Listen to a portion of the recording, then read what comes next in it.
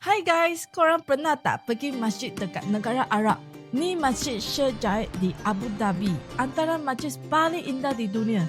Dibina dengan mama putih dari seluruh dunia tau. Masjid ini ada 82 kubah, menara setinggi 107 meter dan kapet tangan terbesar di dunia. Ia melambangkan perpaduan, ketenangan dan keindahan Islam moden. Ini pula Masjid Besar Kuwait, masjid terbesar di negara Kuwait. Ia menampilkan kubah utama yang besar, seni kaligrafi Islam yang halus dan seni bina Arab klasik.